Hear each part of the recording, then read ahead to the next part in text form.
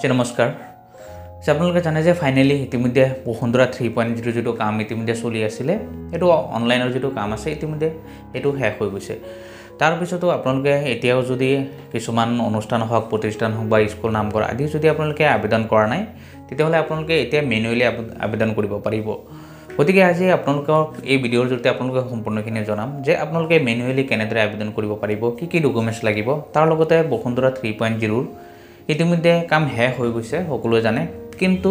তাৰ পিছতো আপোনালোকে মাটিৰ অন্যান্য কি কাম কৰিব পাৰে সকলো ডিটেইলছ আপোনালোকক জনাম ভিডিঅ'টো সম্পূৰ্ণকৈ চাব তাৰ লগতে যদি আপোনালোকে নতুনকৈ চাই আছে সকলোকে এটা ৰিকুৱেষ্ট থাকিল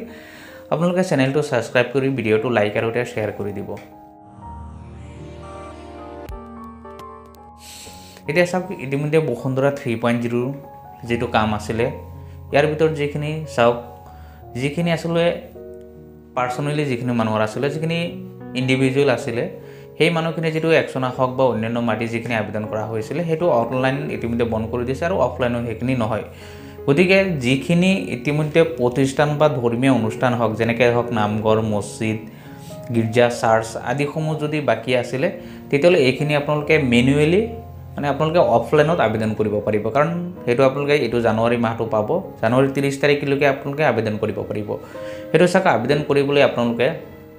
যিখিনি আপোনালোকৰ সাক যিখিনি ধৰ্মীয় অনুষ্ঠান আছে আসলতে যেনেদৰে সাক নামঘৰ মছজিদ হক চাৰ্চ হক যদি তেওঁলোকৰ ৰেজিষ্ট্ৰেচন থাকে আসলতে কি হয় হেবিলাক ৰেজিষ্ট্ৰেচন কৰিব পাৰে যদি ৰেজিষ্ট্ৰেচন থাকে তেতিয়াহলে ৰেজিষ্ট্ৰেচন সাৰ্টিফিকেটটো লাগিব যদি ৰেজিষ্ট্ৰেচন সাৰ্টিফিকেট থাকে তেতিয়াহলে পান কাৰ্ড বনাব পাৰে মন্দিৰ মছজিদ নামঘৰ যিয়ে আছে তেল পান কাৰ্ড বনাব পাৰে সেই অনুষ্ঠানসমূহৰ যদি পান কাৰ্ড বনাই লয় তেতিয়াহলে পান কাৰ্ডৰ লগতে আপোনালোকৰ যেটো ৰেজিষ্ট্ৰেচন সাৰ্টিফিকেট থাকে এই ডকুমেন্টছখিনি লাগিব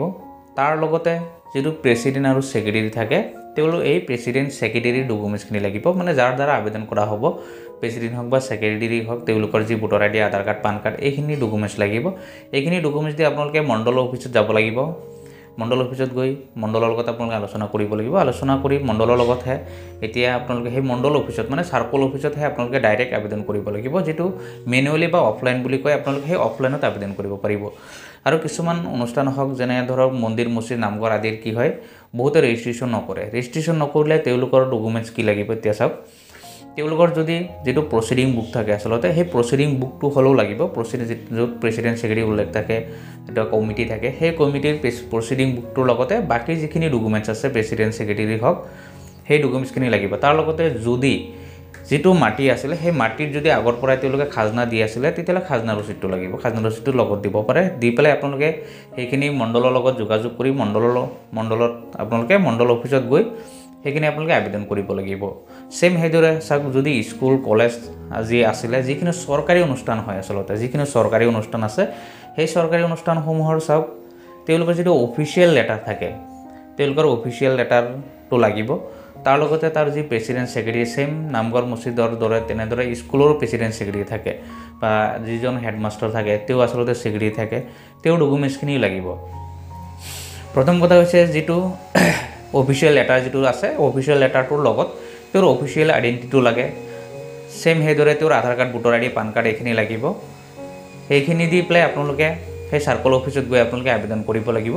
এইখিনি আপোনালোকে সম্পূৰ্ণ মেনুৱেলি হয় এইখিনি এতিয়া আৰু আপোনালোকৰ এইখিনি অনলাইন নহয় সেইখিনি বাকিখিনি মণ্ডলে আপোনালোকৰ যিখিনি ডকুমেন্টছ পাব যিখিনি আপোনালোকে সাবমিট কৰিব সেইখিনি দি মণ্ডলে সেইখিনি অনলাইন কৰিব আপোনালোকৰ মেধি পট্টাৰ কাৰণে গতিকে আপোনালোকে মেধি পট্টাৰ কাৰণে যদি আপোনালোকে এতিয়াও আবেদন কৰা নাই স্কুল নামঘৰ কলেজ আদিৰ কাৰণে তেতিয়াহলে আপোনালোকে এই 30 জানুৱাৰীৰ ভিতৰত আপোনালোকে আবেদন কৰিব পাৰিব তেতিয়াহলে আপোনালোকৰ যিখিনি বাকি আছে আপোনালোকে মেধি পট্টা পাবলৈ সেইখিনি আপোনালোকে লাভ কৰিব কাৰণ ইতিমধ্যে মুখ্যমন্ত্ৰীয়ে ডাইৰেক্ট স্পষ্টভাৱে উল্লেখ কৰিছিল যিখিনি অনুষ্ঠান আছে আসলতে যিখিনি ধৰ্মীয় অনুষ্ঠান হক বা শিক্ষা অনুষ্ঠান হক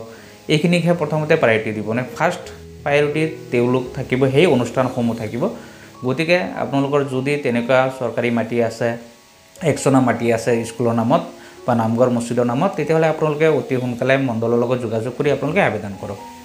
তাৰ পিছত চাওক আৰু এটা কথা হৈছে কি ইতিমধ্যে বসুন্ধৰাৰ চাওক 3.0 যেটো কাম ইতিমধ্যে বন্ধ হৈ গৈছে অনলাইনত ইয়াৰ পিছতো এতিয়া আপোনালোকে বাকিখিনি কাম আপোনালোকে কৰি থাকিব পাৰিব যেটো আপোনালোকৰ হেকিন যেতিয়ালৈকে বসুন্ধৰা পোৰ্টেল থাকে বা যেটো হেৱা হেতু পোৰ্টেল থাকে যিখিনি অনলাইনত ইতিমধ্যে দিলে হেকিনি কাম আপোনালোকে কৰি থাকিব পাৰিব যেনে ধৰা চাওক যিখিনি চাওক এলটমেণ্ট মাটি যিখিনি আছিলে যদি এলটমেণ্ট চাৰ্টিফিকেট আছে আপোনালোকে সেইটো এতিয়াও আবেদন কৰিব পাৰিব।